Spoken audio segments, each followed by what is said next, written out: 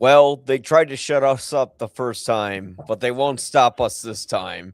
Welcome to You'll Probably Agree, and today we have Jeff York on from the Establishing Shot, and today we're talking about I've talked about it before on my show, but I always love to bring it up again because why not open up some old wounds? And that is the biggest Oscar snubs ever. Uh, but speaking of which, when I think of the biggest Oscar snubs ever, I think the first one that comes to my mind is when Shakespeare in Love beat Saving Private Ryan at the Oscars. I mean, I don't know what your reaction was to that one when that happened. Did you see that happen live when that was going on? I did. I'll be a defender of Shakespeare in Love. I think it's a very good film, and Okay. it had won some like it won the best musical or comedy at the Golden Globe. So it wasn't unprecedented that it was not a possible contender. But there was definitely the momentum and the energy around Saving Private Ryan. I will say this: I think Saving Private Ryan is a good film with a great opening half hour. Hmm. That first half hour, the way Spielberg shoots D-Day and the invasion is unbelievable. And I think a lot of the energy and the goodwill towards the rest of the film is carried through that stark reality of the horrors of war and all what is at stake. I think the idea of looking for this, son whose three brothers have died, and then he doesn't want to go, and all that is a little hackneyed. Mm. So I think comparatively, Tom Stoppard's script for Shakespeare in Love I think just stands up as a little bit more sophisticated because it's also about the arts and the difficulties of theater and stuff.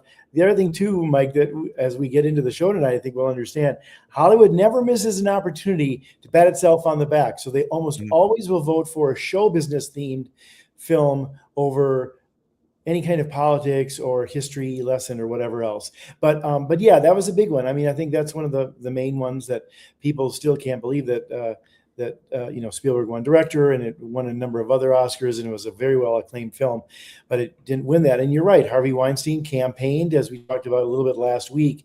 He was out there shaking the flesh, inviting people, getting all the stars to show up to do Q&As. And Spielberg famously did not do press then. That's a different world now. Mm. Now he does press. And he learned a lesson. In fact, he even said after he lost, he said, "I might have won. We might have won Best Picture if we put ourselves out there more." But they didn't. And so, Harvey Weinstein kind of taught the Academy and maybe Hollywood a lesson in promotion. Maybe it was too much, to your point that it was the wrong winner. But things like that made a difference.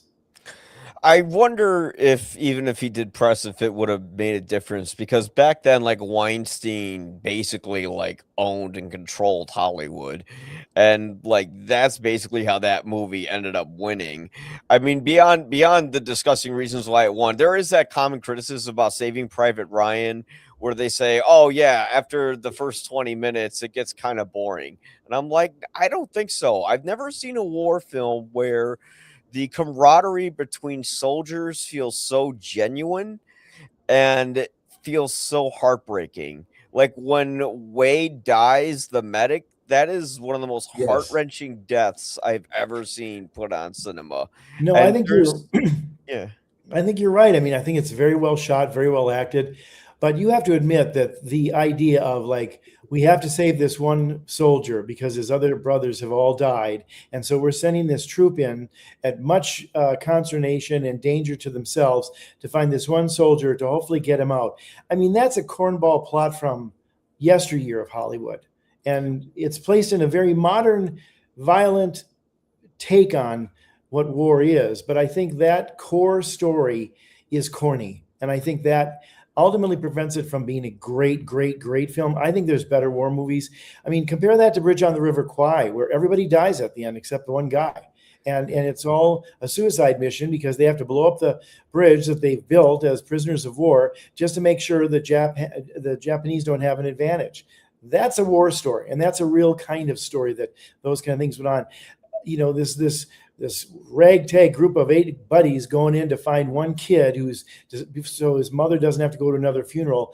I think that's hokey. I disagree with you just on that point, Mike, but I think all your other points are great. It's brilliantly directed. It's so well edited, incredibly acted. The scenes where the Jewish prisoner is fighting with the Nazi and the stairwell and all that Yeah, is when horrifying. Opham's It's fighting brilliant. It's Yeah. brilliant. That's where the writing, I think, is top notch and really devastating and impactful. But I think the core premise of it, that may have been a little bit of an obstacle to get over. Well, I'll be honest with you, I don't think it looks good today. You look at that, it seems like a Hollywood plot. Well, the thing is that I was watching the special features on the disc, and it's actually based on a real mission that happened. Like there were people who went out and they tried to go and find this guy. And I will agree, at one point, like when they do find Ryan, and then he's like, "Well, I'm not going to leave this bridge," and they go, "Well, maybe this is the best thing we should do is just help." Like I think a lot of them would say, "Well, fuck this, we're leaving the mission." But it's still, it never felt too fake because this was like a time when people signed up to go to war and they were willing to fight. But this movie shows like how war would screw you up, and it showed it Sure, so singularly. Like it's like just like during D-Day, like during the event, like when Vin Diesel is showing the other guy, I can't remember his name, but he's showing him, "Hey, look, fish, I got the U tank," and then he like grabs his helmet and he just starts hyperventilating and crying. Like we, I haven't seen that in other war films. I didn't see it in The Deer Hunter. I didn't see it in Platoon. really, But you don't think Platoon was as good as Saving Private Ryan no, as I far as don't showing the horrors of because war? The people just getting randomly shot in the foxholes and hiding underneath corpses and stuff like that, and all that kind of stuff. it I felt more think that stands Hollywood up the to it. way it's shot, where Private Ryan, that felt more like a documentary. And the thing is, you actually like these guys and you can pick them apart, where in Platoon, everyone's just an asshole, and Well, I'm not so sure that's true, but well, mostly they I are. like both films, but I think I think there's better war films. I think that in my opinion, and I disagree with you. I'm sorry to say, but I think it's a very good film, and maybe the better film that year of those two.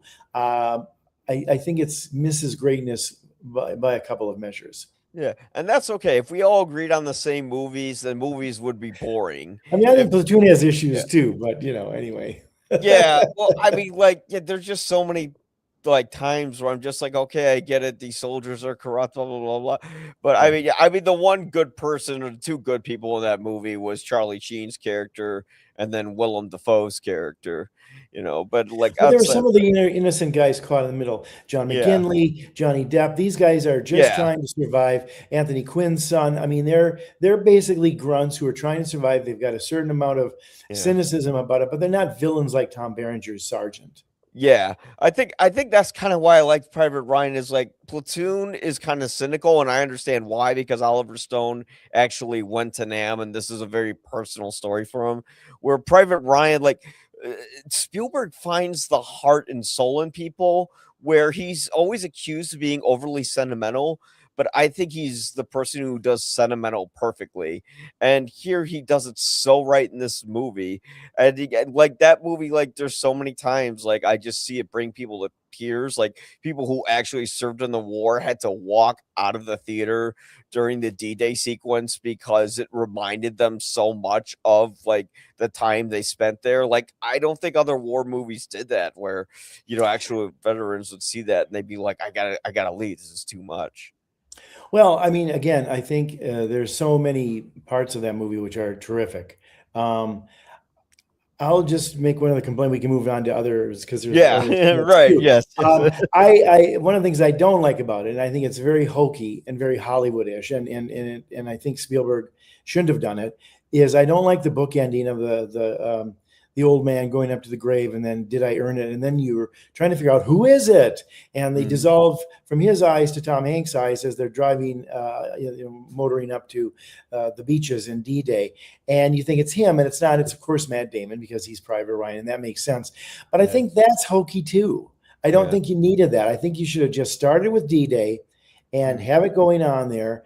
And then you're thinking for 30 seconds, well, nothing's going to happen. And then as soon as they get there, boom, boom, boom, all these people are shot to death before they even get a chance to catch their breath and get out of the carrier. I think that would have been a better ending. And then you can still end with Matt Damon's character going to the thing and saying thank you for him. I don't know if he needed to say, "Did I earn it?" Like Tom Yeah. Hanks when he's dying says, "Earn this." Like Yeah. I don't think it was his to earn. I think it was he was placed in that position by the brass, so he didn't owe them anything except this is what they wanted. He wanted to stay, but those things to me are corny, and I think they mar an otherwise very well done film. But again, we're just I we're thought it this was far apart as beautiful, opposed but to this far yeah. apart. Maybe it's just me. I kind of like stuff like that. I thought it was beautiful, because it Well, was that a takes away bookend. from the realism, Mike. You're selling me on realism here, and those kind of Oh, Hollywood endings where it's bookended, and we have to figure out whose eyes those were. That's hokey. That's Hollywood hoke. I don't know. I think there's a lot of guys who go up to the There are. I'm yeah, not debating that. yeah, I'm debating the screenplay that sets up that tease. It's a yeah, very Hollywood conceit. It's not realistic. It's like playing a game with us. Like, okay, it's a mystery to figure out who this is. I think yeah. that takes away from that realism you're talking about, which I think is very true through most of the rest of the film. Yeah. Well, I think we can agree to disagree on it, A but little bit. that's the Not the beautiful same thing. Guinness I on think that that's one. a Phil. future episode that we could have. We will Throw go to some Guinnesses. war We're over gonna throw Saving some. Private Ryan. We're No, gonna throw some Guinnesses at each other. yeah, exactly. I'll throw them like Molotov cocktails. There you go. Jagalores! All right, but anyways. But I don't know if you ever remember this movie, but more than the movie, I'll always remember Jack Nicholson's reaction. And the Crash. Oscar goes to Crash.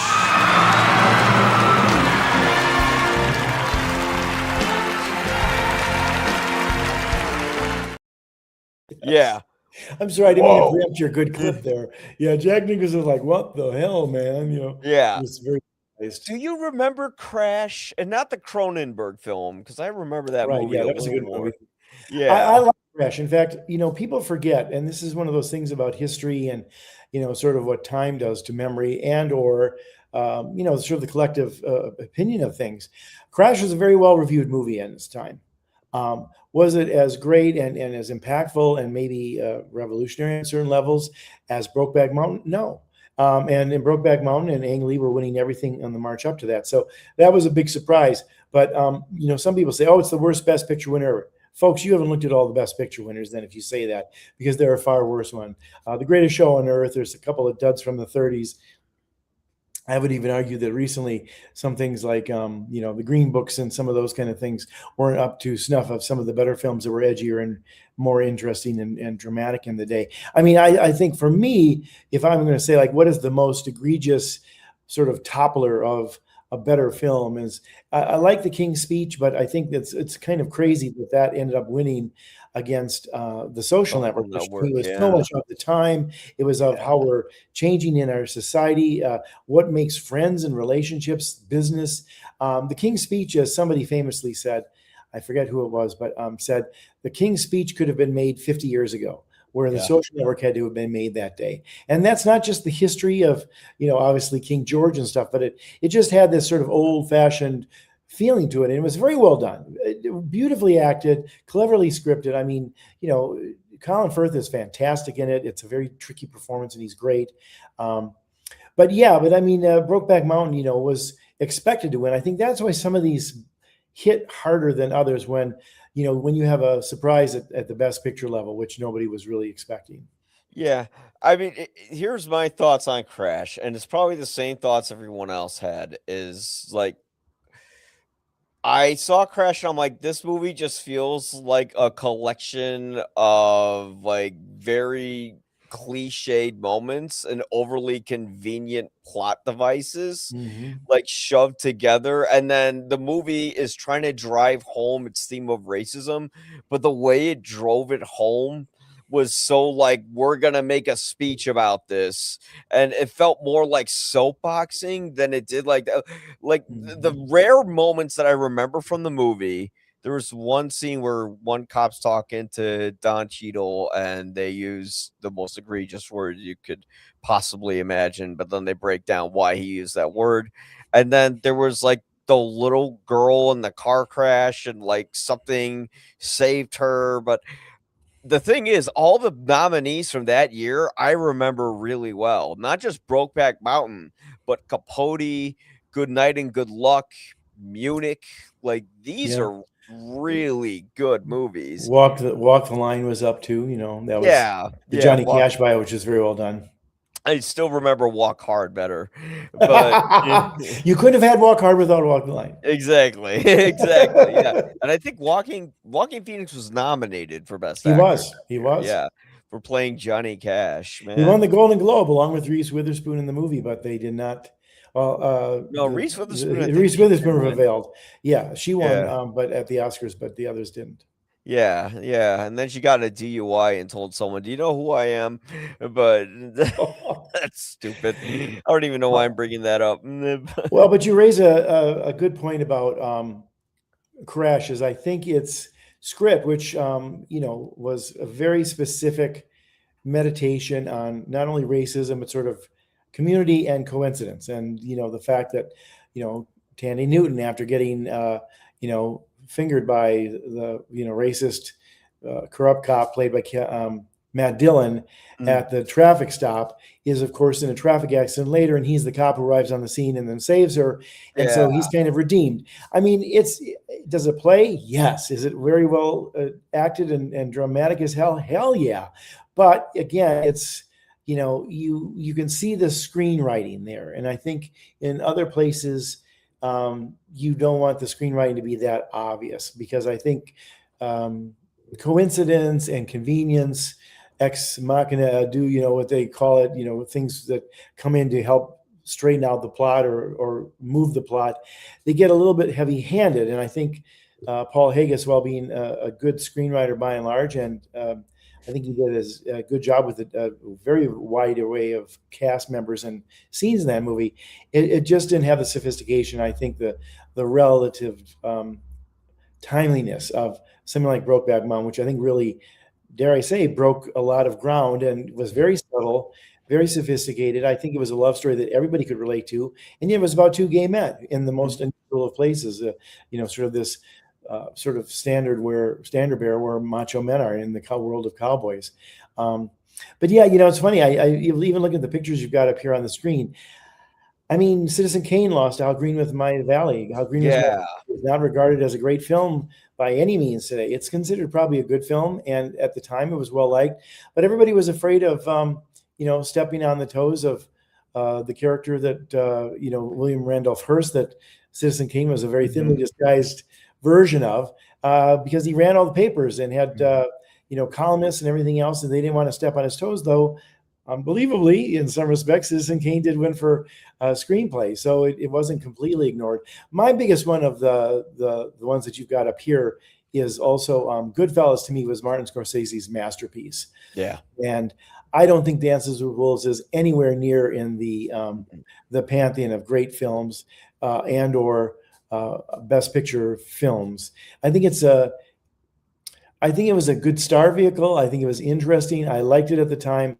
But when you look at what Goodfellas is and how iconic that movie has become over the years, and I think it's definitely one of Scorsese's best. It's a shame that he didn't win for that. I like The Departed. I don't think he's ever been better than Raging Bull, which you also have down there, or Goodfellas, and he didn't win for either of those. But, again, context is everything. I know you don't like Ordinary People, but Ordinary People was a very big hit at the time. It was very well regarded and praised because of the way it treated family motifs and psychology and seeing a doctor for mental problems that hadn't been done before. Now, all that stuff is part and parcel with every other post on Instagram. But in 1980, it wasn't. But then again, to your point and why I think they're on your pictures here, Scorsese has been ignored for a couple of great films, and that's probably not right. Yeah, and the thing are very often wrong. I should say I don't dislike Ordinary People. I just have to see it because I haven't seen it. No, how dare you? Come on, you have to see it. Then maybe you'll think better of it. Exactly. And I think the result is when I see it. And here's the thing: it also was filmed in and takes place where I grew up, so I'm just kind of I don't want to get. You want to shun it, yeah.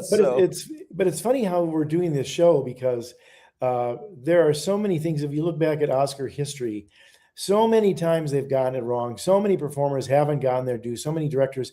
I mean, of course, we talk about Scorsese. Hey, at least he won an Oscar. Yeah. Kubrick didn't win an Oscar for directing. He won one for special effects for 2001, which is great. 2001. But Alfred Hitchcock, nothing, generally considered to be the greatest director of all time, never won an Oscar. I mean, he got an honorary one, I think, in '68.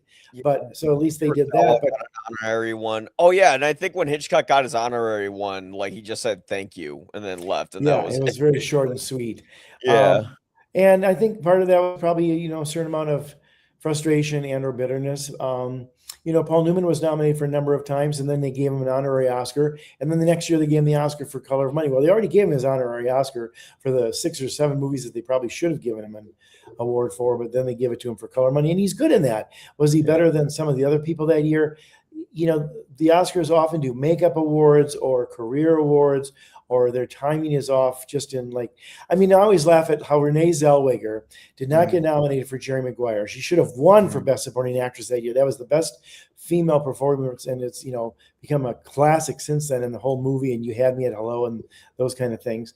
And then she, does a couple other great films like Bridget Jones, which she was, nobody thought she was going to do that British accent so well, and she was great in that. She went for that. And then she does Chicago and, sings and dances and plays this character, wins Best Picture, and she loses for that. So finally they get around to giving her an Oscar, and it's for Cold Mountain, which most people would probably say is one of her least performances. Yeah. So, the Oscars, their timing and their reasoning and all that kind of stuff leaves a lot to be desired. I believe she has 2 Oscars now. She does. She won for Judy too, which Garland. A lot of people thought that award was more for Judy because, of course, Judy Garland never won an Oscar. She got an honorary one, a special Oscar for The Wizard of Oz, but then she lost in competition for some amazing work like A Star Is Born. She didn't win for that.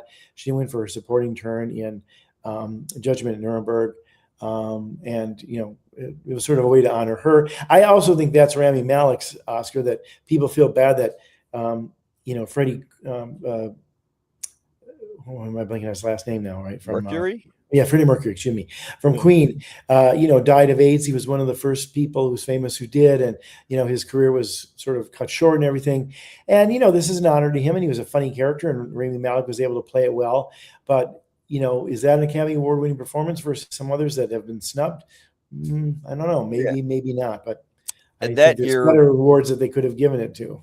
And that year particularly was bad because that was the year Green Book won Best Picture. And the thing is, the other movies that were in there, they got Black Panther, which is pretty good. Black Klansman, which I think should have won. I would have given that one too. Yep. Yeah. Bohemian Rhapsody, The Favorite. I don't remember it. Oh, and it was very good. Yeah. Yeah. With Yorgos Lanthimos. Yes, was my favorite. Yeah. Oh, I did see The Favorite. Yeah, I think it's a great film. Yeah, it was a really good one. But you see, they had The Favorite.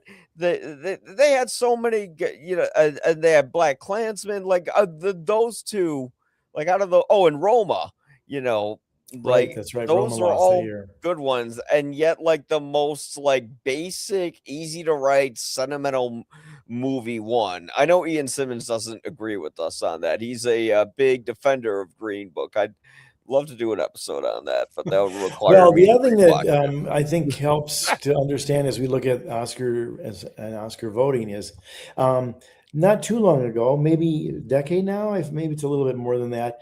The Oscars went to the preferential ballot. Yeah. And what that meant is that you got so many points, a film got so many points for where it placed on the list of each voter. So let's say I put Roma at the top on my ballot, and that's 10 points for that. And if Green Book is 2 or 3, then that's getting 9 or 8 points. If I'm a Green Book fan or like Green Book, and that shows up in 1, 2, or 3 for most of them, but some people maybe didn't like Roma. Maybe they felt because it's a foreign film, it's a little bit arm's length or whatever, and that goes lower on the list, then you get lesser points. So oftentimes in the last 10 or 15 years, the film that wins is sort of the one that has less detractors, people from it who wouldn't be bemoaning it or disliking it.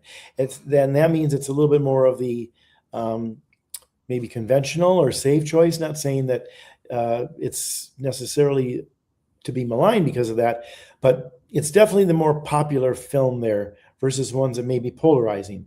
And that's the only category that has the weighted ballot, is the Best Picture thing. So the Best Picture wins are very different from the way they were back in the majority of the history of the Academy, when they had only 5 Best Picture nominees and you voted for one, and it was the accumulation of the votes that got you the Best Picture prize, not your sort of weighted ballot. Yeah. Have you ever had a moment when you watched the Oscars or someone lost and it actually made you upset when you saw it? Because I have a few of those. One of them in particular that is kind of relevant to today is I like No Country for Old Men, but I have to say, when I saw it after the Oscars and everything, and after seeing There Will Be Blood, I felt pretty underwhelmed. You know, I was kind of like, okay, this is good. This is an existentialist Western. You know, it has amazing cinematography, great mise en scène in general, with with no score and everything like that. Javier Bardem's fantastic. I thought Tommy Lee Jones, like, I understand what he was going through, but it dragged it a little bit more than it needed to, where There Will Be Blood, I feel like, is one of the best movies within the last 20 years now. And if Paul Thomas Anderson, look, if he at least wins Best Director, I'm okay with Sinners winning Best Picture. But I just hope the Academy doesn't give the Oscar to someone else. I'll just say that for this year, Well, because I I think think PTA is owed it. He's had a long history. Well, but and see, you're a bad voter then too, Mike, because you're not just voting on that single performance, you're voting it on the lifetime thing, which there's been so and many of those also he did lifetime direct awards the best given out. movie. Well, I know, but I'm just saying that that's kind of the way that people vote, and they vote for, he deserves this because he hasn't won before, or it's a lifetime achievement. I'm not saying that you can't vote that way, or there's nothing necessarily insulting or bad about that on your part, Mike. I'm just saying that those things all play into the Oscars. And so a lot of times it is a popularity contest of some sort, because people bring their emotions in it. They bring in who hasn't won before. I mean, Emma Stone isn't being talked about for Begonia this year, but she got on the list of 5 when there could have been at least 5 other actresses who got on there, because she's so great in that film. I think she's maybe the actress of her generation. She's just hitting on all cylinders right now, but she doesn't have a chance in hell of winning because she's already won twice. Meryl Streep went, I mean, how many nominations did she have? I think she's had 21 nominations for acting awards, most of them Best Actress, and she's only won 3.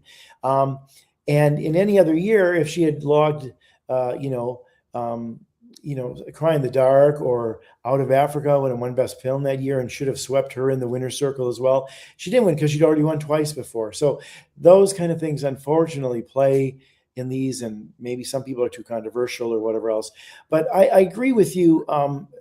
Or I know where you're coming from. Let me put it that way. I like No Country for Old Men. I like There Will Be Blood too. They were both really well-regarded films at that time, and I think that was a kind of legitimate competition that year. I think the Coen brothers have been around longer and maybe had more hits or just movies that got the attention of the Academy.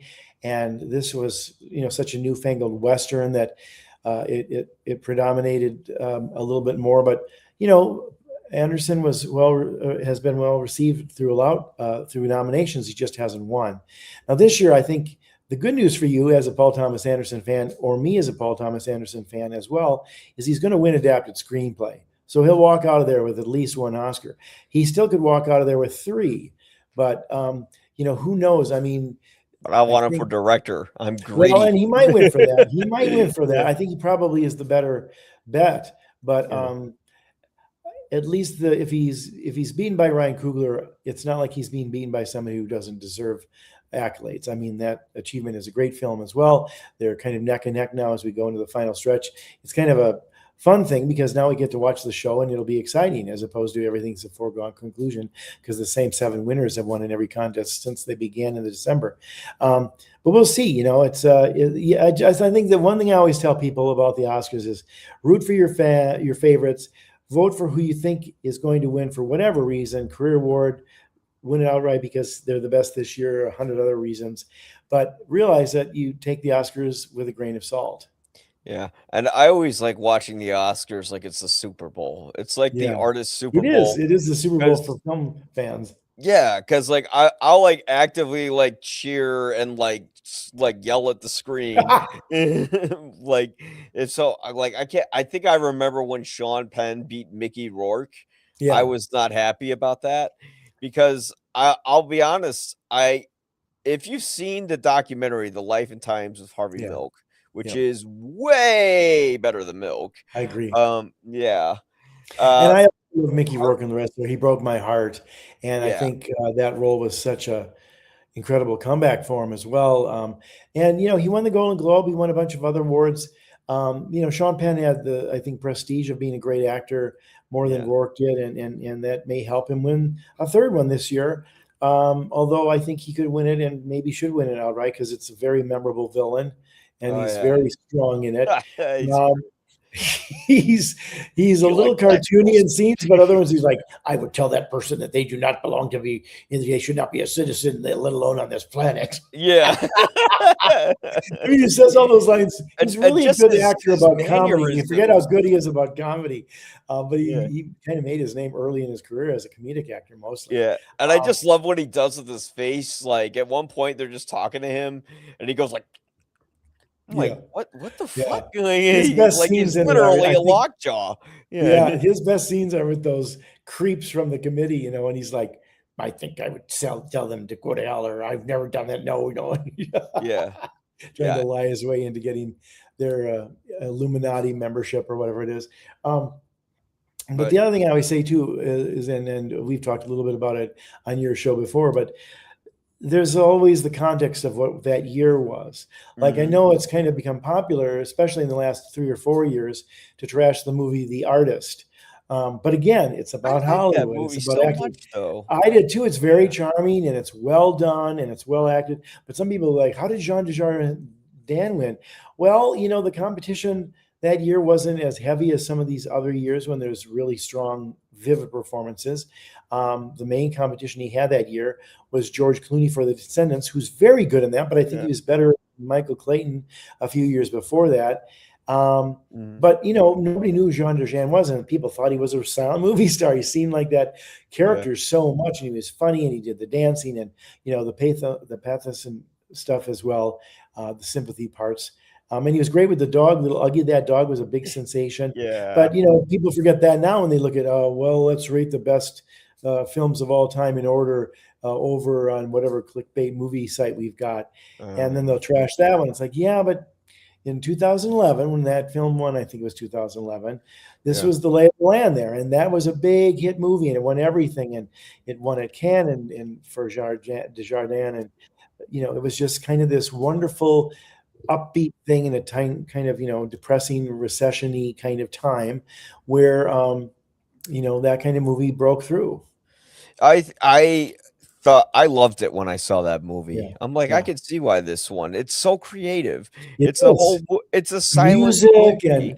the Yeah. whole approach to it is very, very touching. And then it's also sort of sad when he loses his career and he's selling off all his stuff. Yeah. And I feel like that movie is kind of timeless too because now we're not talking about we're talking about AI making That's movies. And it's right. like, what about that human element? What happens when someone who's a That's silent exactly actor right. can't use their voice? It's like it's something that can keep reflecting to today. So yeah, I thought it was beautiful and I didn't get the hate for it like when it came out. I just didn't understand the hate. Yeah. Um I mean, I think in very rare instances, I mean, I don't even know if I could count them on one hand, Mike, that a film won Best Picture that was just an awful choice. I mean, there's lesser choices, and more often than yes. not, if you go down the history of the Oscars, you and me as critics, or most people as friends, and said, these are the 5 nominees, what should win? It probably isn't the one that won, Yeah. because, certain films have lasted and are looked better with the test of time. I mean, The Godfather and Unforgiven and Schindler's List and Ben-Hur and some of those, Yeah. yeah, those are still great films today and by and large. But Lord of the Rings won every Oscar that year, including Best Song. Its third movie, because it didn't win really much of anything the first two, and they had to give it to that because here's Peter Jackson with not one, not two, but three great films that really told the story well, made a ton of dough for the industry. And the first fantasy film to win the Oscar. And exactly. And it was so well done in the effects and everything that was considered there. But it won every single thing it was nominated for. Yeah. It's like, I loved the best song that year? I loved it. It's maybe, I guess. But so, there's always the context and certain things, but most of the years I'm disappointed in the film that wins Best Picture. Like I would have picked something else, but I don't think they've given it to an awful film generally. I mean, the year that we talked about Green Book, I didn't hate Green Book as a film. I didn't fancy it much, but compared to Roma and a couple of other things that were nominated that year, I think it was definitely fourth or fifth, somewhere down on my list, if not farther down. But I mean, The Greatest Show on Earth is kind of a bad film, but they needed to give something to Cecil B. DeMille, who was making all these films that were big hits and everything else, and it's watchable. I mean, it's not like some piece of trash or something, but it doesn't seem like a Best Picture winner when you watch it. But yet, that's the one that won that year. Yeah, and there is, like you said, the politics that come into it, Sure. And especially this year, politics is going to be a big issue because you have Sinners, which represents race, and then you got One Battle After Another, which basically represents the fight against authoritarianism, and as well as race. Looks like ICE. The whole it's all about if it wins. And I think one of the reasons the critical community has responded to it is not only they have always been fans of PTA, which they should. He's great, and he's great consistently, and he takes risks. But it couldn't be a more timely film. I mean, even though it's not about today, it seems like it. And that story with everything that's going on, even in just the first, 6 months of 2025, and then this film comes out. This film seems to be all about ICE or the ICE ethos, and it couldn't be more capturing the sort of anger and frustration of the American public about what our government is doing. So it's very of the time. I think Sinners, to your point, because so much of the ICE thing is about race too, but Sinners, I think what I loved about Sinners, and I'll just tell you this quickly and why I would vote for that over One Battle After Another and some of the others in the categories. What I loved about Sinners is I love the fact that you have this clearly like, okay, we're in the Jim Crow South. Do blacks belong there? They do if they stay with themselves. That's why they create the jukebox for their own kind, because they can't go to these other places. They want something. It's like by us, for us kind of stuff, right? And then along comes, these musicians who want to sort of co-opt the music. It's like the story that Delroy Lindo's character tells, right? And then it's almost like saying, well, you belong to us and you can live forever and you can get back at your enemies. And I mean, pure devil stuff. Like, you can turn those rocks red. Jesus, you have the power. But ultimately the tribe, if you will, that I think is the one they determine. And it's why the main character sticks with his guitar and into when he becomes Buddy Guy. Is that music is his tribe. His creativity is his ultimate tribe in a way. And I just love that is a message that the arts is that. And I think that's personified in that great scene where you see the dancers from all different kinds of countries, whether it's Japan or, Africa, and then even future people, with rap artists and stuff like that, DJs, the idea that music is this thing that transcends culture, transcends time, transcends race and all that it becomes something that everybody collectively kind of shares. I think it's a marvelous message and dare I say a positive one, even in a horror movie. Yeah. One thing I will say I like about both movies is that you can't really categorize them because One Battle After Another, it's a comedy, it's an action film, it's a thriller, all kind of mixed together. Where Sinners, it's a horror movie, it's a musical, it's a period piece. Like both movies just combine categories together into something that is sort of timeless. And I mean, I'll agree this year it'll be kind of between those two. And I mean, of course I have my PTA bias, but sure. because I just don't want him. I feel like if he doesn't get it for this, he'll never ever get it. You know. Well, never say never because you never know what he might have up his sleeve. But Yeah. the funny thing about it is, as I was preparing for the show, I was thinking about the biggest snubs, and some of the worst Oscar snubs are I feel even worse for. I mean, I feel bad for Scorsese not winning for what I think is his masterpiece, Goodfellas. Yeah. But he did win ultimately, and it never really slowed him down as a filmmaker. But I feel sorry for people like Glenn Close, who've been nominated 8 times and hasn't won, or Diane Warren is. She's sitting on 17 nominations without a win for best song. Now, I'm not a big fan of the best song category anyway, but or then there's the long history of not only horror being ignored by the Academy, but comedy. I mean, a lot of people thought Steve Martin was going to win the Oscar for Roxanne. He didn't even get nominated. A lot of people thought Eddie Murphy was going to win for The Nutty Professor. He wasn't even nominated. People like Gene Wilder, Cary Grant, even Hugh Grant. Hugh Grant won a number of awards for 4 Weddings and a Funeral, did not get a Best Actor nomination. So, I think when we talk about the worst snubs in Oscar history, I dare say I think it's the comedy category. They rarely nominate them, and if they do, they win. And the only time that I can recall that a character in a farce won an Oscar was Kevin Kline for A Fish Called Wanda. And I think part of the reason that he won is he's also a very good dramatic actor who showed that he could do comedy and farce. But if it was just a Jim Carrey, let's say, doing something funny like in Dumb and Dumber, well, they're not going to nominate him for that. And even when he tries to go dramatic and do the Man in the Moon or the Truman Show, they still won't give him this due. They just somehow, I guess, think that comedies aren't serious enough for the Oscars to be bestowed upon. But that's, to me, the biggest snub in the history of the Oscars, that comedy doesn't get its due. Well, One Battle After Another is kind of a comedy. There you go. So if it wins, that's a good one. It's a dark comedy, and that's pretty significant if it wins. I mean you can't take movies serious. Love was a comedy winner too. So it's very rare that kind of movie prevails in the top. It's hard to take a movie seriously when one of the lines is semen demon. So do you like black girls? I love them. But like that movie has so many memeable Sean Penn said the style's like, give me the worst haircut you can imagine. No, he did that thing. What's his name? Paul Wolfowitz, was that it?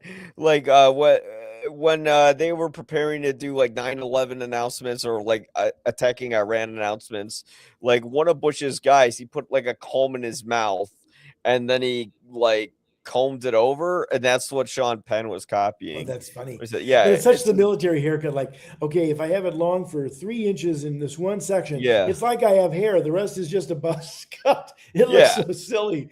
But you could still win. I mean, I think I've been looking at the people who are predicting this weekend. Some are saying, I think, Sinners is breaking at the right moment, the last sort of leg of the race.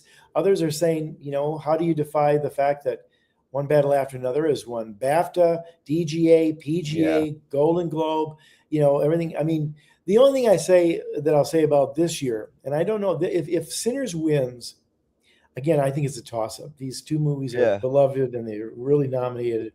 But the one thing that could possibly help Sinners beyond the critical community loved both films too, but they've been PTA people for a long time, and that certainly helped. But Sinners got 16 nominations, the most nominations ever for a film.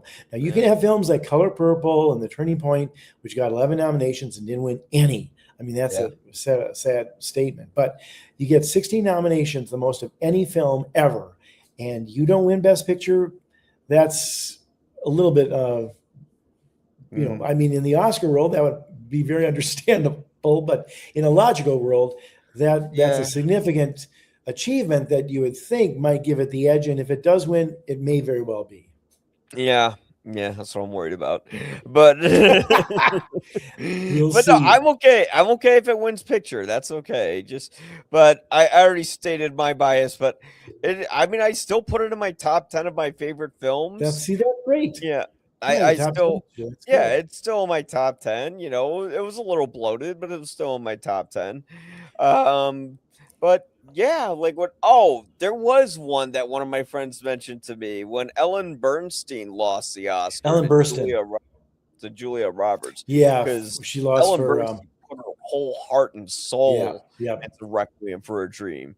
Right. Where like, look, Julia Roberts is fine, but it's like, okay, just be cute in this movie. It's like, okay, I can do that, and that's what she got the Oscar for. Well, but the one thing to know too is more people saw Aaron Brockovich, and then Steven Soderbergh won the Oscar for Traffic. He was nominated for both films for directing that year, so it was a big hit film. And a lot of times, if you see it, there was a great article written by Pete Hammond of Deadline magazine a couple of weeks ago, where he's writing about how the voting actually works. And depending on what they see, and they have to admit that they've seen, and they have to fill out some things, they don't get around to all the films. In fact, a lot of people have not been voting as much because they have been able to prove that they saw the films. And even in the shorts category, the shorts are always the hardest to predict, Mike. In fact, year after year, my Oscar ballot is how many wrong did you get, Jeff? 4, and the 3 were in the shorts, because I like what I like to the shorts, and I'm trying to vote on artistic merit, but we don't know who sees it because it's not voted by everybody. Costume designers nominate costume designers, sound guys nominate sound guys, and then everybody votes on the final ballot. So you've got sound guys voting on costume design. That's why often the most costumes win, or the most obvious costumes win. Same with the most obvious acting, et cetera, et cetera. Though a lot of times they manage to get it right. Even the sound guys can look at the bigger picture and be right.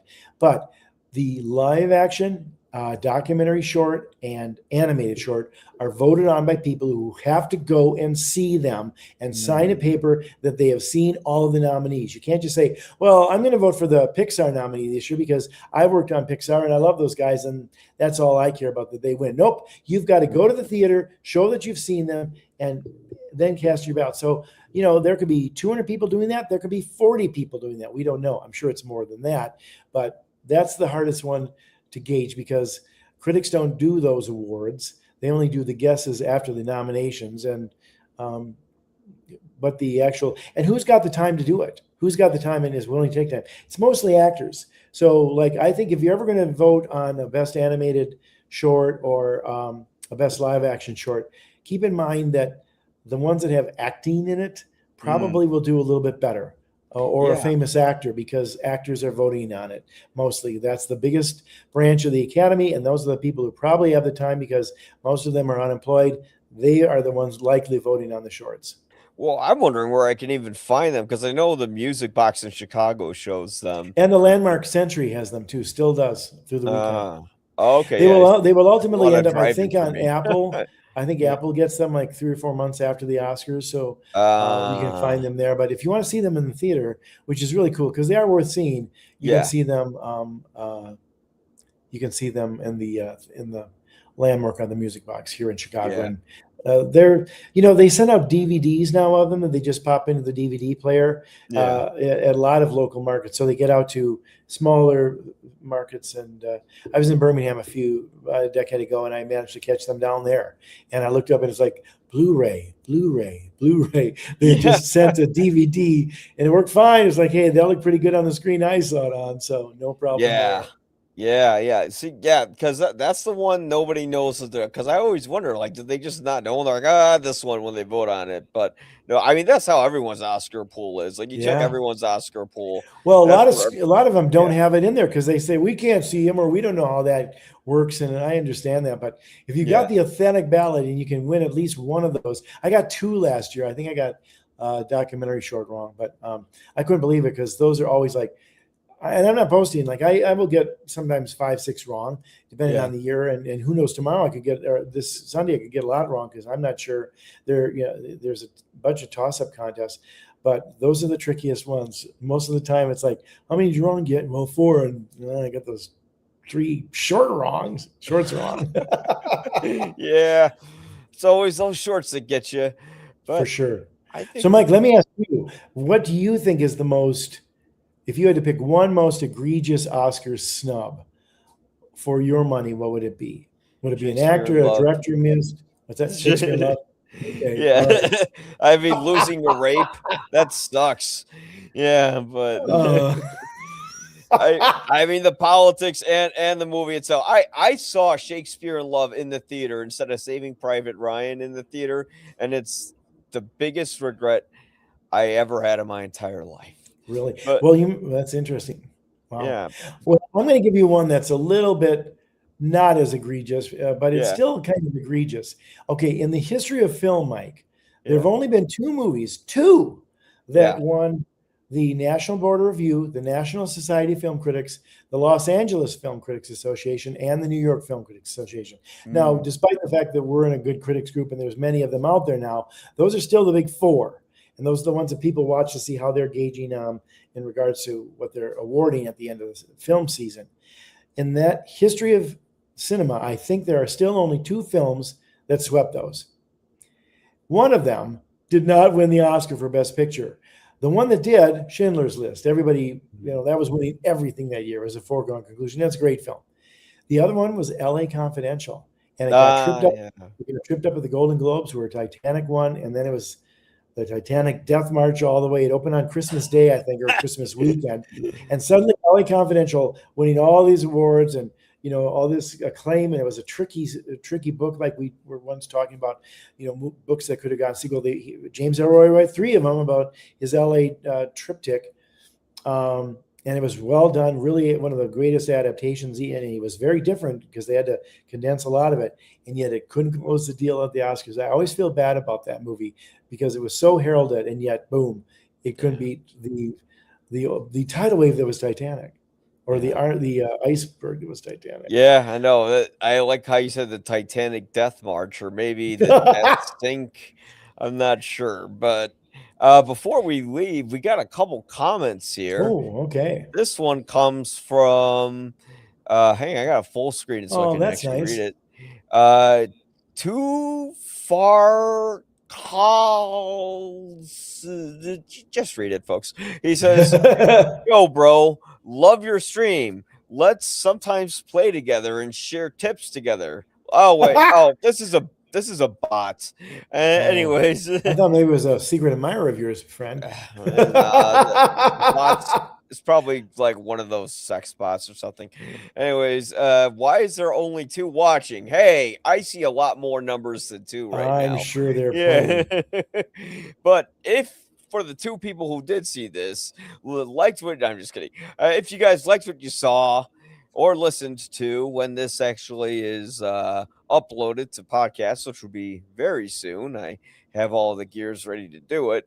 Please subscribe to YPA Reviews. I will be having my top 10 movies of 2025 uploaded on YouTube very soon, and it will be before the Oscars. So keep your eye on that. Jeff, where can we find your stuff?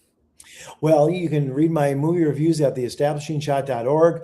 I'm also Jeff York Chicago on Instagram, where I a lot of times put the links. I also am Jeff York Characters in a couple of places, because if I like a movie or TV show a lot, I generally draw it. And speaking of, if you don't mind me doing a little self-promotion here, if you're interested in my caricatures of the 10 Best Picture nominees for your Oscar party, or just having them as a collector's item, or for your pool at the office or whatever, just let me know. Contact me. I'm available all on social media. You can find me at theestablishingshot.org to write me, and we'll go over to Venmo. There's 10 of them. They're only $20. They're digital downloads. You print them out on your own 8.5 by 11 paper, whatever you want, and have them for whatever you want. And it's a deal. Plus, I will draw the winner's name out of a hat of all the people who have bought them, and he will get a personal, hand-drawn, original Jeff York caricature of himself or herself that I will draw them as the ultimate winner. So there's a lot to get there for very little money, but you've only got a few days. You've got until Sunday night at 7, I guess, to contact me. And it's $20 through Venmo. We can figure it out through the DMs, but that's where you can find me. Guys, get those pictures. Those pictures are amazing. Thank you, I can't wait to see your pictures of the Oscars. I hope something crazy happens so you can get a picture of that. I hope we get a Will Smith or a La La Land moment. Actually, I'm excited that Conan O'Brien is hosting, because he's very good last year. He was great. Yeah, he's great. I think he's a great choice. You won't get political jokes from him, but you will probably get a lot of commentary this year. So, but and he was in a movie. He was in a movie this year. He's in. That's right. If I Had Legs, I'd Kick You. And it was a very good movie. He played a therapist. And he was very good in it. Yeah, very good, dramatic performance, and he was very good. Yeah. Yeah, exactly. Well, this was fun, Mike. Thanks I've for always having loved it. me. I really appreciate it. Oh, And I I'm always glad it love worked having out this you. time. My internet was fixed, and I think there were some problems with the block, but Maybe glad we had one of Harvey Weinstein's guys are trying to stop us. I don't know. Maybe he's still He turning knew some you gears really somewhere. disliked Shakespeare in Love, and he sent his mails. I mean, I think it's just kind of mediocre, but but that's Our only okay. disagreement. I'm glad we're not just like I agree, I agree, I agree. That's boring. Yeah. You know, let's fight. Anyways, folks, if you liked what you saw, subscribe, all that stuff, blah blah blah blah. Thanks a lot. We'll see you later. And